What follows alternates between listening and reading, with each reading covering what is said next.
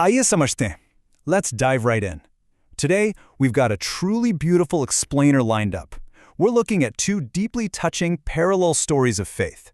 One is a quiet, local story set right in a small village. And the other, well, it's a grand, global journey spanning continents.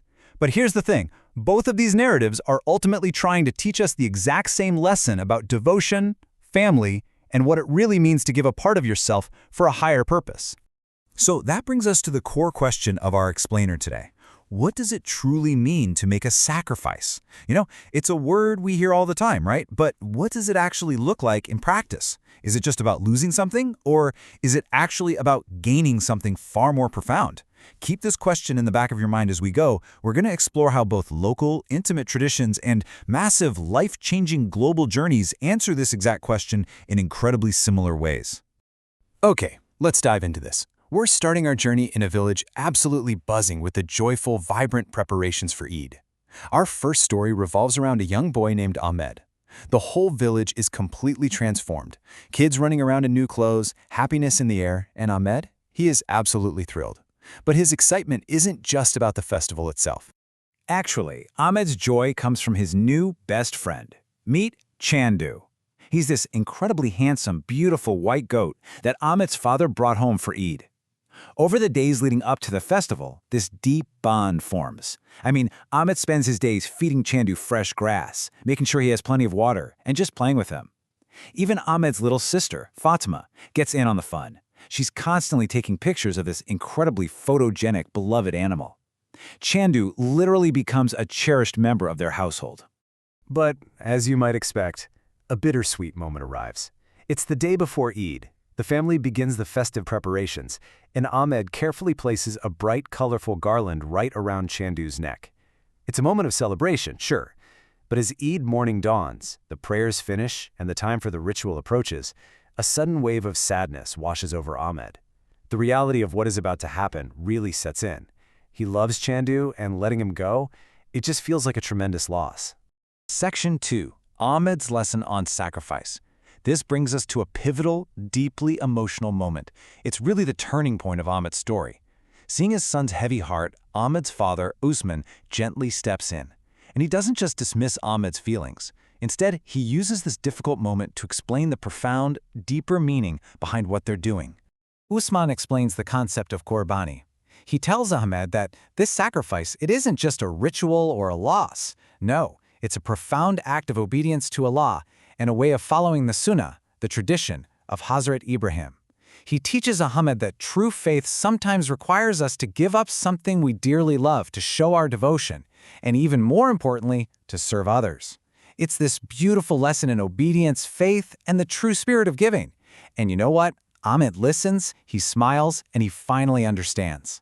And a heartwarming resolution here is that the number one true source of happiness is sharing with others. After the sacrifice, the meat isn't just kept for the family. It's distributed among the poor and their relatives. Seeing the immense joy and gratitude of the less fortunate, who bless Ahmed saying, "May Allah bless you," it completely shifts his perspective. By that evening, Ahmed realizes that the sadness of losing Chandu has been totally replaced by a much larger, warmer feeling. He learns that real joy, like ultimate happiness, comes entirely from giving and sharing. Section 3. The Call to Hajj. Now, what's really interesting is how this expands. We're moving from the intimate setting of Ahmed's village to a completely different, much grander scale of devotion. We meet a new family. It starts on a quiet morning, sunlight barely touching the house. The dad is sitting in front of his laptop, and suddenly his face just lights up with sheer joy. He shouts the incredible news. Their application for Hajj has been approved. An immense emotional wave instantly transforms the household. The grandmother immediately drops to the floor in a sajda, a prostration of deep thankfulness. The mother is just overwhelmed, tears of pure joy streaming down her face. And of course, amidst all this profound spiritual emotion, life goes on. You've got the mischievous kids, Ali and Zoya, completely unable to sit still, making funny faces and rolling their eyes at the camera while waiting in the long, tedious lines at the passport office. It's so relatable, right? It perfectly captures how faith intersects with beautiful, messy, everyday family life. Preparing for this ultimate journey is a massive undertaking, balancing the practical with the deeply spiritual. The meticulous, loving family packs all these practical items. Hanya packs soft slippers so our mom's feet won't hurt in the heat. Little Zoya packs small rechargeable fans specifically to keep Grandma cool. Grandma herself is super practically minded, packing pickles, salt, and even detergent so they won't face any hardship. But at the same time, the spiritual preparation is just as active. The family gathers relatives for Quran Khwani, reading the Quran together, and they distribute large pots of rice, the deegs, right in their street, sharing their blessing with the community before they even leave. But hey, despite all this preparation, anxiety can still creep in. The dad looks at the sheer scale of the journey and starts worrying out loud about the massive crowds and the daunting logistics. But right before they leave for the airport, amidst a farewell filled with beautiful flower garlands from their relatives, the grandfather offers this deeply reassuring wisdom. He says, when he calls, he will also make the path easy. It's such a powerful reminder that when you commit to a journey of faith, you are never walking that path alone. Section 4. Performing the sacred rituals. The family says their goodbyes, the airport hustle fades away, and they finally board the airplane. As the plane lifts off, the tone of the journey really shifts. All that nervous energy of packing, it turns into a profound sense of awe and peaceful reverence. The sacred phase of the journey has officially begun.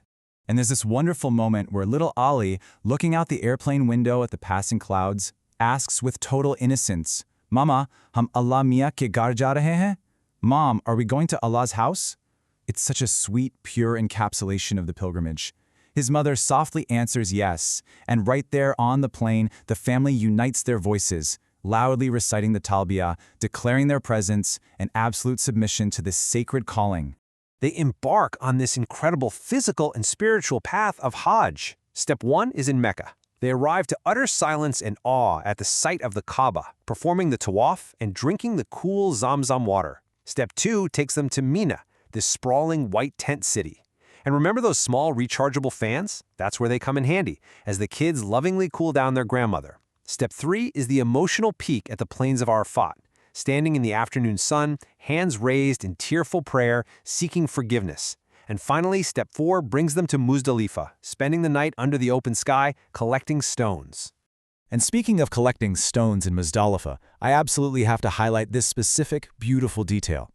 Amidst millions of pilgrims performing these ancient, grand rituals, we have little Zoya proudly announcing that she has found the roundest stone under the starry sky. It really emphasizes the childlike wonder that exists right alongside grand devotion. It takes a sprawling, awe-inspiring global pilgrimage and makes it feel deeply human, personal, and incredibly relatable. It's these small family moments that make the whole shebang unforgettable. Section 5. Faith, Family, and Transformation. We've looked at Ahmed's quiet village sacrifice and a family's sweeping, intercontinental pilgrimage to Mecca. Though one is local and the other global, both narratives have been driving toward the exact same destination. It's time to bring these parallel journeys together and reveal the ultimate takeaway. So, the crucial point is the heart of devotion.